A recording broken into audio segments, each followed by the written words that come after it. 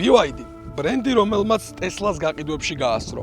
დღეს ჩვენ წარმოუდგენელი გვყავს BYD CLU, რომლის ვიზუალური მხარე ძალიან მოგვაგონებს Lamborghini Urus. ერთი შეხვედრით საკმაოდ მიმზიდველი ავტომობილია.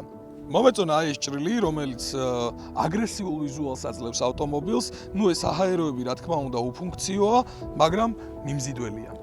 ძალიან ლამაზია ეს პატარა ჭრილები, რომელიც შიგნით ფარში გვხვდება, ცრემლებს მოგვაგონებს, აქ პატარა წარწერაც გვხვდება BYD ტეჩი. უკანა მხარე საკმაოდ მიმზიდველია, კი, რაღაცით მოგვაგონებს Urus, მაგრამ თავისი დამახასიათებელი სტილიც უჭირავს. მოდი საბარგულსაც ჩავხედოთ. ძალიან დიდი სივრცეა. როგორც ვიცი, გადადის უკანა სავარძლებიც, შეგვიძლია სრული ფართი ავითვისოთ უკანა და მაქსიმალურად დავტვირთოთ, ასე ვთქვათ, ავტომობილი. სადმე თუ გადავწყვიტეთ, რომ კემპინგზე წავიდეთ, საკმაოდ დიდი ფართია იმისთვის, რომ ორმა ადამიანმა დაიძინოს ავტომობილში. ასევე რაც გასათვალისწინებელი არის, რომ უმეტეს ავტომობილს არ აქვს უკანა სავარძლის გადაწევის ფუნქცია, რაც BYD-ში გვხვდება. და ძალიან საინტერესოა. რამდენიმე პოზიცია აქვს.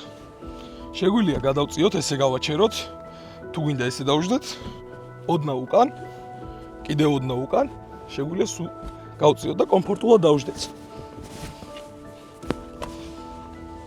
ძალიან მომწონს ამ ავტომობილის სავარძლები.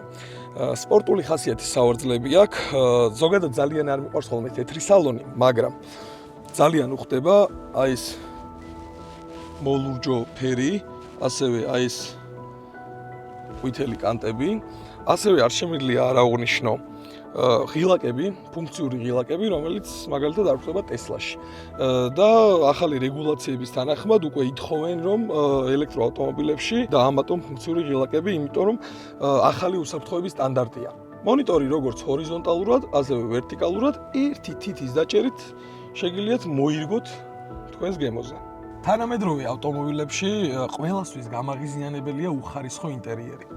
და ხმაური, რაც ინტერიერს ახლავს თან სიარულის დროს, მაგრამ ამ ავტომობილში არაფერი არ ხმაურობს. ანუ ხარისხიანად არის ნაკეთები ყველაფერი.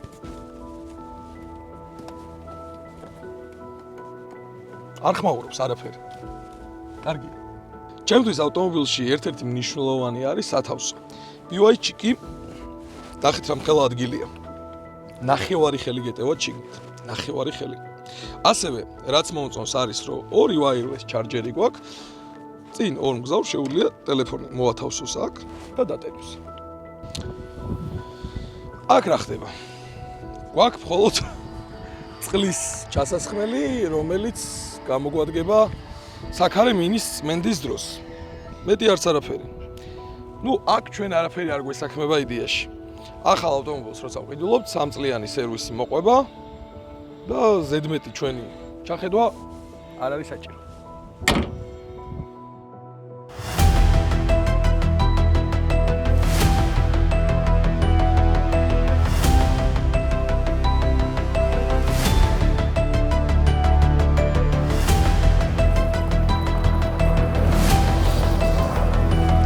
ძალიან კაი მანევრიც კარგია და აი მანქანა.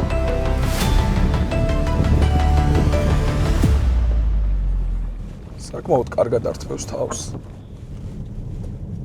ძალიან რბილი სამართავია ესეთ გზაზეც.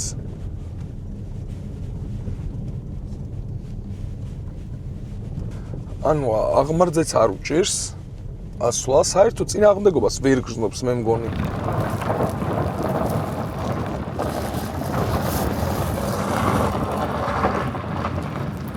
ემოციები მოაქვს. არ თქვას არავინ, რომ უემოციო მანქანაა. SUV-ია, ემოციური SUV-ია. ოჰო! აუ, არა, კარგად ჩქარდება, რა მხელაა და რომ ბუქსაოს და ისე რომ ჩქარდება. მე რომელსაც ძალიან მიყვარს საწოლზე მომუშავე ავტომობილები,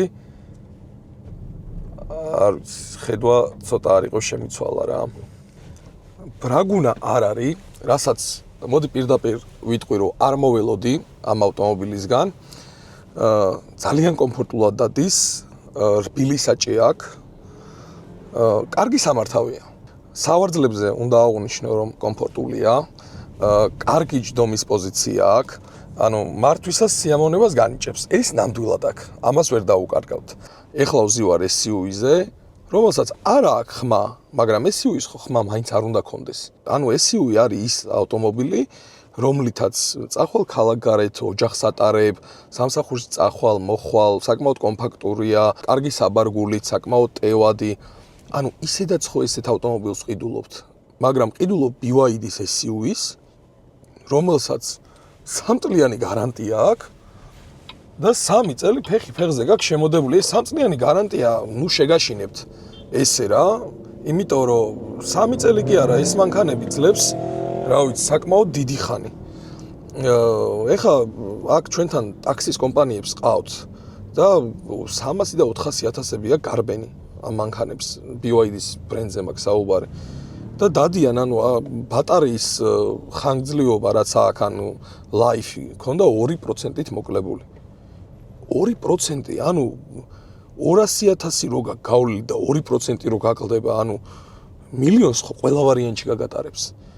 ნუ კი, გასაგებია მესმის, რომ შეიძლება ვიღაცისთვის უფრო რთული კონსტრუქცია, ვიღაცისთვის რაღაცა ის არის, რა ქვია, ფიქრობს ისე, რომ შეიძლება რო გაფუჭდეს რამე შეიძლება. არის სერვისიც გვაქვს უკვე ელექტრომობილების. ნუ ეკოლოგიას კაი თავი დავანებოთ, რომ ხმა არა აქვს, გარემოზე ვზრუნავთ რაღაცა. აი თუნდაც საწვავის ხარჯი, რამდენად გიმცირებს ხარჯს.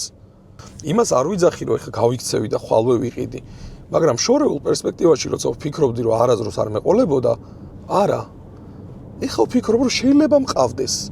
და დარწმუნებული ვარ, 1-2 წელიწადში შეიძლება ვიყიდო კიდევაც. ვიყიდო არა, ვიყიდი. ძიმე მანქანა არის, ვაღიაროთ, მაგრამ იმართება საკმაოდ მსუბუქად. მომწონს ისიც, რომ უსაფრთხოებაზე ყურადღება გამახვილებული აქვს. ეს თუნდაც კამერები, ხედვა 360 გრადუსიანი, ხედველობის არეალიც კი კარგი აქვს.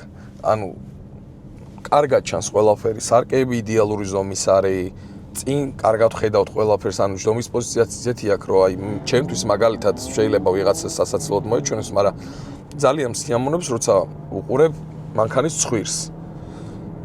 საჭესთან რო ვზივარ. ბევრ მანქანაში არ ჩანს. აქ კარგად ხედავთ ავტომობილის ცხვირსაც. ესეც ჩემთვის პირადად ძალიან დიდი პლუსია. ეხლა მაგალითად აღმაშენებლის ხეივანზე გადავადგილდებით და გვიწერს, რომ 80 კმ/სთ არის დასაშვები. ესეც კარგია. აი მოლოდინი იყო, რომ ჩავჯდები ეს რაღაცა ბრაგუნა მანქანა იქნება, რაღაცა ყველა იმას კენჭს რო იგრძნობ, მაგრამ არა. ანუ ყველაფერი რაც უნდა კონდეს კომფორტულ ავტომობილს, ყველაფერი აქვს.